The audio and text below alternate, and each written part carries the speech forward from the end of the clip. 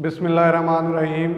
Class last time हमने glycolysis के बारे में पढ़ा था और डिस्कस किया था कि किस तरह से ग्लाइकोलाइसिस का प्रोसेस होता है और इसमें किस तरह से NADH इसमें प्रोड्यूस होता है, और हमने इसके डिफरेंट स्टेप्स भी पढ़ लिए थे, ग्लाइकोलाइसिस की डेफिनेशंस भी पढ़ ली थी। तो आज मैं आपको थोड़ा सा रिकॉल करवा देता हूँ एक चीज़ कि ग्लाइकोलाइसिस में जो एक एंजाइम है एल्डोलेज, ठीक है, फोर्थ एंजाइम है एल्डोलेज, वो जब एक्ट करता है ना तो 6 मेंबर जो होती है ना फ्रुक्टोज 1,6 बाईफास्फेट, 6 कार्बन शुगर होती है, वो 2 में कन्वर्ट हो जाती है 3,3 वाले में। एक क्या होती है डाईहाइड्रोक्सी एसीटोन फास्फेट, और दूसरी जिस चीज़ में वो कन्वर्ट होती है वो होती है ग्लिसरॉल्डिहाइड 3 फास्फेट, ठीक है। अब ये क्या होते हैं, इनमें से जो आगे चीज़ चलती है वो होती है ग्लिसरॉल्डिहाइड 3 फास्फेट। ये क्या होती है स्टेबल होती है, फिर ये फर्दर चलती है। और ये जो ग्लिसरॉल्डिहाइड 3 फास्फेट है ना, इसके 2 मॉलिक्यूल होते हैं, यानी एक जो डाईहाइड्रोक्सी एसीटोन फास्फेट है वो भी कन्वर्ट हो जाता है किसमें भला, ग्लिसरॉल्डिहाइड 3 फास्फेट में, और एक ग्लिसरॉल्डिहाइड 3 फास्फेट खुद होता है। तो फिर ये दो मॉलिक्यूल यानी 3 कार्बन शुगर वाले 2 मॉलिक्यूल आगे चलते हैं, और इस दौरान जो NADH प्रोड्यूस होते हैं ना वो भी 2 होते हैं, यानी एक जो होता है ना ग्लिसरॉल्डिहाइड 3 फास्फेट वो एक NADH को प्रोड्यूस करता है, और अगर 2 ग्लिसरॉल्डिहाइड 3 फास्फेट होंगे तो जो NADH प्रोड्यूस होंगे वो भी कितने होंगे, 2 होंगे, ठीक है। और इस दौरान अगले स्टेप में जो ADP बनता है, ठीक है, वो भी 2 ADP बनेंगे, ठीक है। ADP कहाँ बनेगा, जहाँ काइनेज एंजाइम एक्ट करेगा ना तो एक ADP ATP में कन्वर्ट होगा, तो वो एक तो होगा एक ग्लिसरॉल्डिहाइड 3 फास्फेट के लिए, जबकि हमारे पास ग्लिसरॉल्डिहाइड 3 फास्फेट कितने हैं, 2। तो जो ATP प्रोड्यूस होंगे वो कितने होंगे, 2 ATP इधर प्रोड्यूस हो जाएंगे और 2 NADH प्रोड्यूस हो जाएंगे, ठीक है जी। उसके बाद अगला जो ATP प्रोड्यूस होता है वो पायरोवेट काइनेज, यानी जब फास्फोइनोल पायरोवेट कन्वर्ट होता है पायरोवेट में, तो उस दौरान भी क्या होता है ATP का एक मॉलिक्यूल प्रोड्यूस होता है किसके लिए, एक ग्लिसरॉल्डिहाइड 3 फास्फेट के लिए, जबकि हमारे पास ग्लिसरॉल्डिहाइड 3 फास्फेट कितने हैं, 2। तो कितने ATP के मॉलिक्यूल पैदा होंगे, 2, यानी हमारे पास अब 2J ATP 2 पीछे वाली 4 ATP प्रोड्यूस हो गए, और 2 उसके साथ क्या बने, NADH के मॉलिक्यूल बने। तो अब हम देखते हैं टोटल ATP प्रोडक्शन कितनी होती है ग्लाइकोलाइसिस में, ठीक हो गया जी। आज हमारा टॉपिक है क्या, पहले ग्लाइकोलाइसिस, और इसमें हमने देखना है टोटल ATP की प्रोडक्शन कितनी होती है। पहले अब हम हेडिंग दे दें टोटल ATP प्रोडक्शन, कि ATP की टोटल कितनी प्रोडक्शन होती है। तो अगर हम इसमें देखें तो 2 तरह के रिएक्शन होते हैं, एक होता है एनारोबिक और एक होता है एरोबिक। पहले हम देखते हैं एनारोबिक में कितनी ATP प्रोड्यूस होती है, एनारोबिक, ठीक है जी। एनारोबिक क्या होता है, जो इन दी एब्सेंस ऑफ ऑक्सीजन होता है, ठीक हो गया। इसमें जो ATP प्रोड्यूस कितने हुए, 4 ATP हुए ना, 2 एक बार और 2 एक बार ATP प्रोड्यूस्ड कितने हो गए, 4 ATP प्रोड्यूस हुए। और ये किस स्टेप में हुए, ये हमने 3 फेजेस पढ़ी थी, ठीक हो गया। कौन कौन सी, एनर्जी इन्वेस्टमेंट फेज, दूसरी कौन सी स्प्लिटिंग फेज, और तीसरी थी एनर्जी गेनिंग फेज, ठीक है, या एनर्जी जनरेशन फेज, ठीक है। तो ये एनर्जी जनरेशन फेज में कितने ATP प्रोड्यूस हुए, 4 ATP, जबकि ATP यूटिलाइज कितने हो गए थे, इन्वेस्टमेंट फेज में 2 ATP यूटिलाइज हुए थे, ATP यूटिलाइज्ड। आप अगर इसको ग्लाइकोलाइसिस जो मैंने लास्ट टाइम ड्रा किया था तो उसमें देखेंगे तो जो इसकी ATP यूटिलाइज होते हैं वो इन्वेस्टमेंट फेज में वो 2 ATP यूटिलाइज होते हैं, ठीक है जी। अब इसमें नेट प्रोडक्शन अगर ATP की देखें तो वो 2 ATP होगी, नेट प्रोडक्शन अब इसमें कितनी होगी, नेट प्रोडक्शन अगर हम इसकी नेट प्रोडक्शन देखें तो 4 में से 2 निकाल दो तो कितने आ जाएंगे, 2 ATP प्रोड्यूस होते हैं किस दौरान, एनारोबिक रेस्पिरेशन में, ठीक हो गया जी। लेकिन ये तो होगी एनारोबिक। अगर हम एरोबिक रेस्पिरेशन देखें तो उसमें क्या होता है, उसमें देख लेते हैं कितने होते हैं। अब देखते हैं हम एरोबिक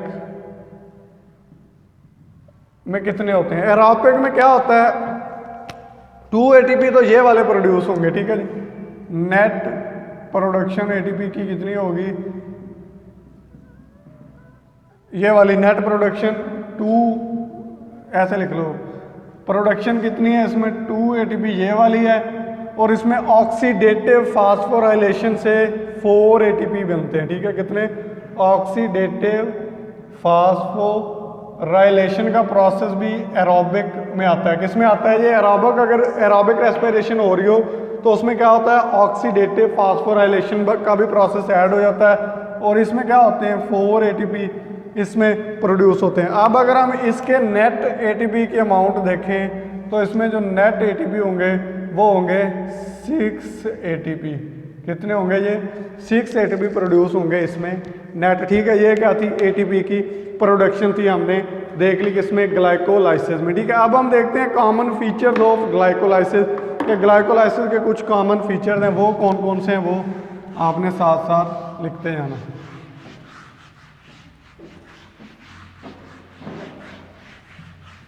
हेडिंग दे दें जी, कॉमन फीचर्स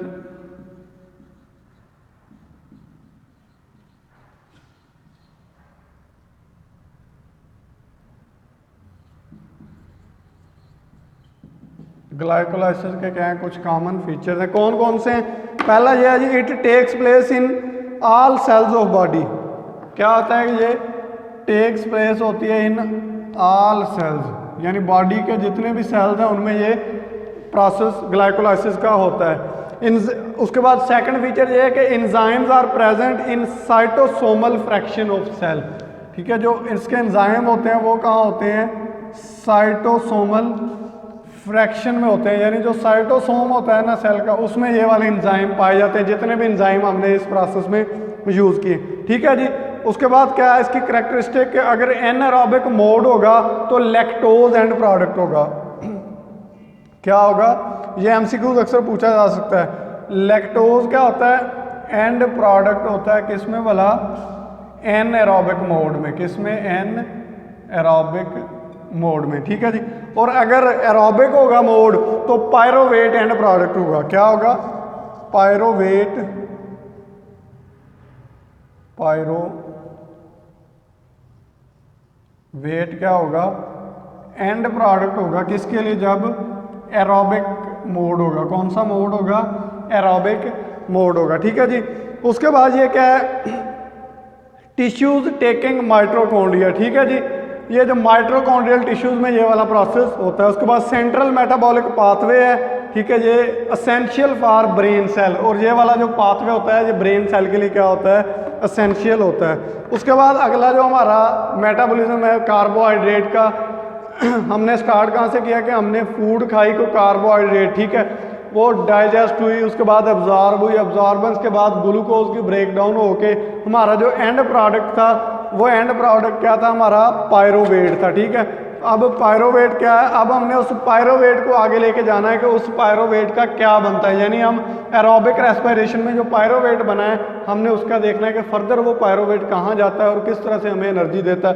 यहाँ तक का जो प्रोसेस है उससे हमें ऑक्सीडेटिव फास्फोराइलेशन यानी एरोबिक में 6 ATP के मॉलिक्यूल हमें प्रोड्यूस हो गए हैं, जो हमने क्या खाया था? एक कोई कार्बोहाइड्रेट का, एक फॉर एग्जांपल ग्लूकोज का एक मॉलिक्यूल हमने फूड में लिया था, ठीक है। तो अब हम देखते हैं कि क्रेब्स साइकिल या सिट्रिक एसिड साइकिल क्या होता है, उसको हम ड्रा करते हैं, ठीक है जी। उसके बाद हम उसके भी कुछ फीचर्स के बारे में पढ़ेंगे।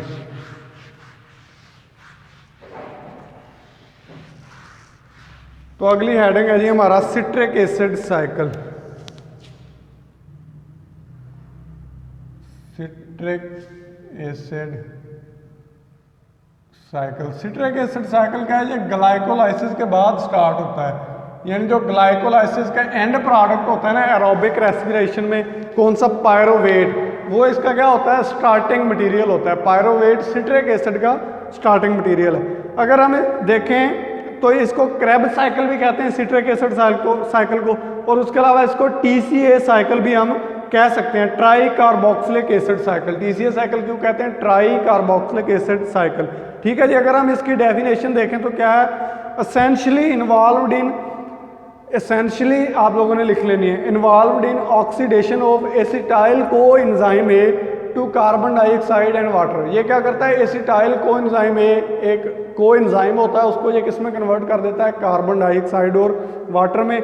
This cycle utilize about 2/3 of total oxygen consumed by body. ये क्या करता है, हमारी बॉडी में जितनी भी ऑक्सीजन कंज्यूम होती है ना, उसमें से 2/3% जो ऑक्सीजन होती है ना, वो इस साइकिल में यूज़ हो जाती है। उसके बाद हेंस एडोल्फ क्रैब एक साइंटिस्ट था, उसने 1937 में ये वाला साइकिल उसने पेश किया था, और उसने मतलब ये एक्सपेरिमेंट किया था पीजन के ब्रेस्ट सेल के ऊपर, और उसमें कंजप्शन ऑफ ऑक्सीजन देखी थी, तो उसके बाद उसने ये वाला साइकिल प्रपोज किया। ठीक है, इसके कुछ स्टेप होते हैं तो आपने लिख लेने हैं ये स्टेप। पहला स्टेप होता है फॉर्मेशन ऑफ सिट्रेट, दूसरा स्टेप और तीसरा होता है सिट्रेट टू आइसो सिट्रेट। ठीक है, आइसो सिट्रेट में वो कन्वर्ट हो जाता है। उसके बाद उसका चौथा और पांचवा स्टेप होता है formation of alpha ketoglutarate. क्या होता है, formation of alpha ketoglutarate. छठा स्टेप होता है formation of succinyl coenzyme A, succinyl coenzyme A बनता है। सातवां स्टेप होता है फॉर्मेशन ऑफ सक्सिनेट। आठवां स्टेप होता है फॉर्मेशन ऑफ फ्यूमारेज, और नौवां स्टेप होता है फॉर्मेशन ऑफ मेलेट, और 10वां स्टेप होता है फॉर्मेशन ऑफ ऑक्सैलो एसीटेट। ठीक है जी, ये क्या होते हैं, इसके 10 स्टेप होते हैं। मैं इसको ज़रा ड्रा करता हूँ, ठीक है, तो उसके बाद हम देखते हैं कि क्या क्या इसमें बनता है। ठीक है जी, तो अगर हम इसका देखें कि किस तरह से स्टार्ट होता है, तो पायरोवेट हमारा स्टार्टिंग मटेरियल होता है यहाँ से, जो कहाँ से आता है, ग्लाइकोलाइसिस से आता है। कौन सा हमारा स्टार्टिंग मटेरियल है, पायरोवेट, पायरोवेट। ठीक है जी, पायरोवेट है ना जो, ये कन्वर्ट हो जाता है एसिटाइल कोएंजाइम ए में। पायरोवेट किस में कन्वर्ट हो जाता है, एसिटाइल कोएंजाइम ए में। और इस दौरान क्या होता है, कार्बन डाइऑक्साइड रिलीज होती है। क्या होती है इस दौरान, कार्बन, यानी ये 1 कार्बन लेस होता है। ये जो एसिटाइल कोएंजाइम ए है ना, ये पायरोवेट से 1 कार्बन कम होता है, 1 कार्बन डाइऑक्साइड यहाँ से रिलीज होगी, और एक NADH बनता है, यानी NAD पॉजिटिव कन्वर्ट हो जाता है NADH में। किस में कन्वर्ट हो जाता है, NADH में, और साथ +H पॉजिटिव, इस तरह से लिख देते हैं। ठीक है जी, ये उसके बाद अब ये जो एसिटाइल कोएंजाइम ए है, ठीक है, ये क्या है, स्टार्टिंग मटेरियल है सिट्रिक एसिड साइकिल का। क्या है, ये स्टार्टिंग मटेरियल है सिट्रिक एसिड साइकिल का। तो ये जो एसिटाइल कोएंजाइम ए है, ये सिट्रेट सिंथेसेज, एक एंजाइम है सिट्रेट सिंथेसेज, उसके साथ ये एक्ट करता है। ठीक है, और ये कन्वर्ट हो जाता है, इस तरह से आपने लिख लेना, सिट्रेट सिंथेसिस। ठीक है जी, ये एक एंजाइम है, ये एसिटाइल कोएंजाइम ए को कन्वर्ट कर देता है सिट्रेट में। किसमें कन्वर्ट कर देता है, ये सिट्रेट में। ठीक है जी, सिट्रेट। अब और एसिटाइल कोएंजाइम ए के साथ एक प्रिकर्सर भी यूज होना है, वो जब ये साइकिल एंड होगा तो फिर लिख देंगे। ठीक है जी, सिट्रेट में ये कन्वर्ट कर देता है। और सिट्रेट क्या कर देता है, ये सिट्रेट कन्वर्ट हो जाता है आइसोसिट्रेट में। सिट्रेट फर्दर कन्वर्ट हो जाता है आइसोसिट्रेट में। ठीक होगा जी, और इस दौरान भी क्या होता है, एक एंजाइम यूज होता है। ठीक है जी, वो एंजाइम कौन सा है जी, एकोनाइटेज, वो एंजाइम मैं इधर लिख देता हूँ, ये वाला एंजाइम इधर यूज होता है, और सिट्रेट कन्वर्ट हो जाता है आइसोसिट्रेट में। ठीक है जी, फिर आइसोसिट्रेट कन्वर्ट होता है अल्फा कीटो ग्लूटारेट में। आइसोसिट्रेट कन्वर्ट होता है अल्फा कीटो ग्लूटारेट में। ठीक हो गया जी, और इस दौरान भी क्या होते हैं, इसके ऊपर एंजाइम एक्ट करता है, किसके ऊपर, आइसोसिट्रेट के ऊपर। ठीक है, और इस दौरान कार्बन डाइऑक्साइड भी प्रोड्यूस होती है और NADH भी बनता है। क्या होता है, इधर ऐसे लिख लें, इस दौरान NAD पॉजिटिव कन्वर्ट होता है NADH में +H पॉजिटिव में, और साथ इसमें से कार्बन डाइऑक्साइड भी एलिमिनेट होती है। ठीक हो गया जी। और इसके लिए जो एंजाइम यूज होता है वो होता है आइसोसिट्रेट डीहाइड्रोजिनेज, और ये जो यहाँ एंजाइम यूज होगा वो होगा आइसोसिट्रेट डीहाइड्रोजिनेज।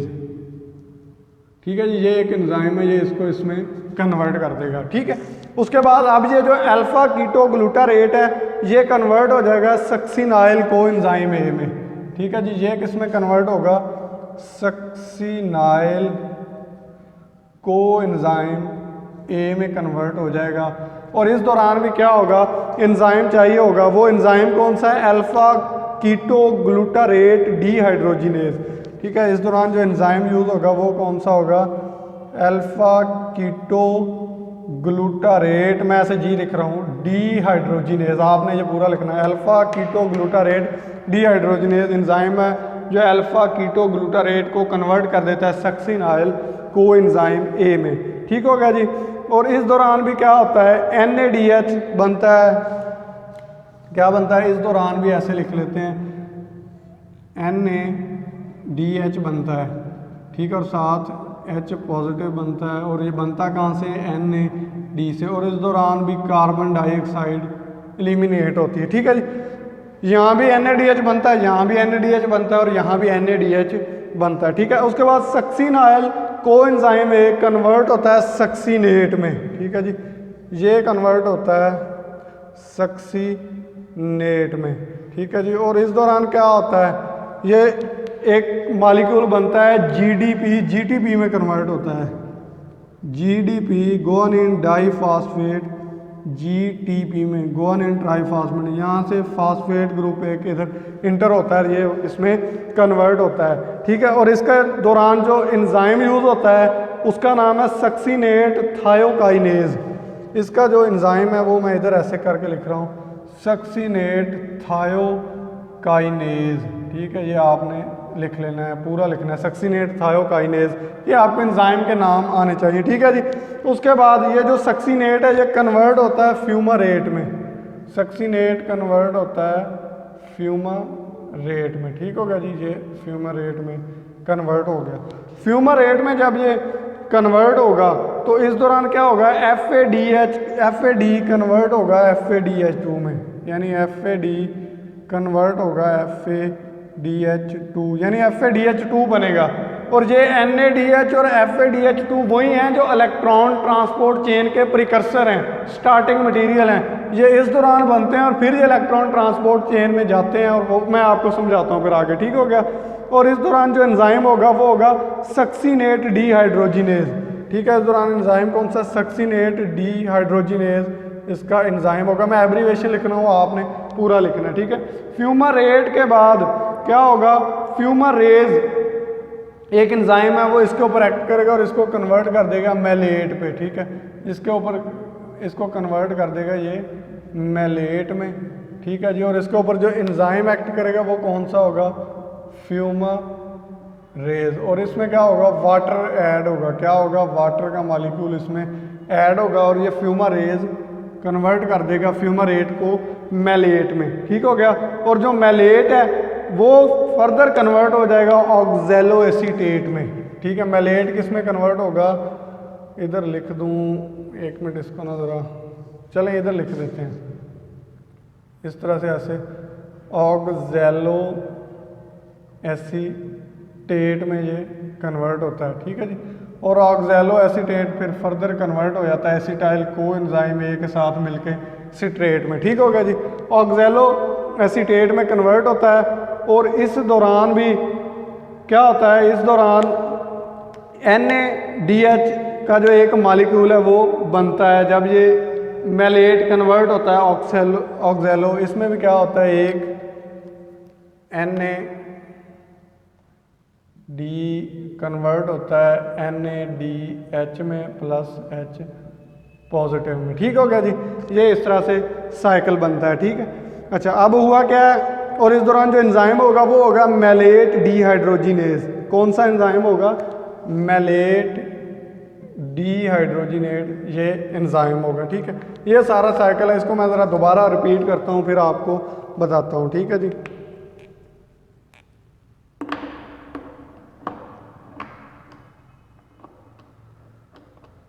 हाँ जी, अब हमने देखना है कि ये साइकिल है। पायरोवेट क्या था हमारा, ग्लाइकोलाइसिस का एंड प्रोडक्ट था। पायरोवेट ने कार्बन डाइऑक्साइड का मॉलिक्यूल एलिमिनेट किया और वो एसिटाइल को एंजाइम ए में कन्वर्ट हो गया। एसिटाइल को एंजाइम ए ऑक्जेलो एसीटेट के साथ मिलता है और सिट्रेट बनाता है। एंजाइम कौन सा है, सिट्रेट सिंथेसेज की प्रेजेंस में, और सिट्रेट आइसोसिट्रेट में कन्वर्ट हो जाता है और ये वाला एंजाइम इसके ऊपर एक्ट करता है। आइसोसिट्रेट क्या करता है, एक NADH का मॉलिक्यूल बनाता है और अल्फा कीटो ग्लूटारेट बनाता है। ये एंजाइम इसके ऊपर एक्ट करता है। अल्फा कीटो ग्लूटारेट NADH का मॉलिक्यूल बनाता है और सक्सिनाइल कोएंजाइम ए में कन्वर्ट हो जाता है।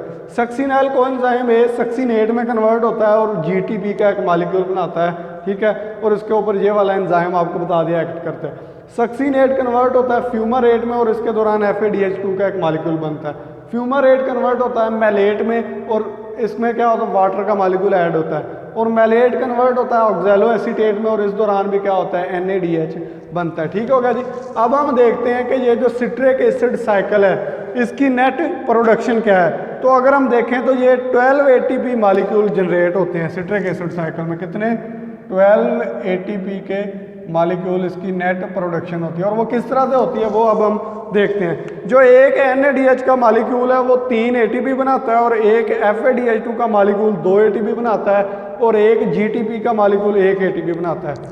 यानी जो 1 NADH होता है ना उससे 3 ATP बनते हैं, ATP। और अगर एक FADH2 होगा तो उससे 2 ATP बनेंगे। ठीक हो गया। और अगर 1 GTP होगा तो उससे 1 ATP का मॉलिक्यूल बनेंगे। अब हम देखते हैं किस तरह से बने। अब हमारा जो सिट्रिक एसिड साइकिल है वो यहाँ से स्टार्ट हो रहा है। इसमें ATP कहाँ कहाँ बने, NADH कहाँ बने, एक यहाँ बना, एक यहाँ बना और एक ये वाला बना, 3। और ये क्या है, ये तो पायरोवेट को एसिटाइल को एंजाइम ए में कन्वर्ट कर रहा है तब बना है। ये हम इस साइकिल में ऐड नहीं करेंगे। इस साइकिल के ATP यहाँ से ऐड होंगे तो 3 ATP के मॉलिक्यूल NADH के मॉलिक्यूल बने। तो एक NADH 3 ATP बनाता है तो 3 कितने बनाएंगे, 3 × 3 कितने हो जाएंगे, 9 ATP के मॉलिक्यूल ये हो गए। FADH2 कितने बने हैं इसमें, FADH2 इसमें एक ही बना है ये वाला, ठीक है। तो FADH2 के 2 ATP के ये मॉलिक्यूल बन गए। और GTP कितने बने हैं इसमें, GTP इसमें एक ही बना है ये वाला, ठीक है, ये एक GTP बना है, ठीक है। तो ये GTP का भी एक मॉलिक्यूल, 9 और 1 10 और 2 12, यानी 12 ATP के मॉलिक्यूल बनते हैं किस दौरान, एक सिट्रिक एसिड साइकिल के दौरान। ठीक हो गया जी। और 6 ATP हमने पीछे वाली है ग्लाइकोलाइसिस में बनते हैं। ठीक हो गया। तो 6 और 12 कितने हो गए, 18। उसके बाद हमने इलेक्ट्रॉन ट्रांसपोर्ट चेन के दोबारा से काउंट करने हैं कि ये वाले जाके फर्दर वहाँ कितने, यानी होता क्या, हमने कार्बोहाइड्रेट खाई, कार्बोहाइड्रेट डाइजेस्ट होगी, अब्जॉर्ब होगी, अब्जॉर्ब होने के बाद ग्लूकोज की ब्रेकडाउन हुई, ग्लाइकोलाइसिस के थ्रू पायरोवेट बना, ठीक है। और उस दौरान 6 ATP के molecule aerobic respiration, aerobic mode में बन गए। अब pyruvate further acetyl coenzyme A में कन्वर्ट होता है और एसिटाइल कोएंजाइम ए का स्टार्टिंग मटेरियल है सिट्रिक एसिड साइकिल का। ये सारे साइकिल के थ्रू जाता है, NADH भी बनाता है, FADH2 भी बनाता है।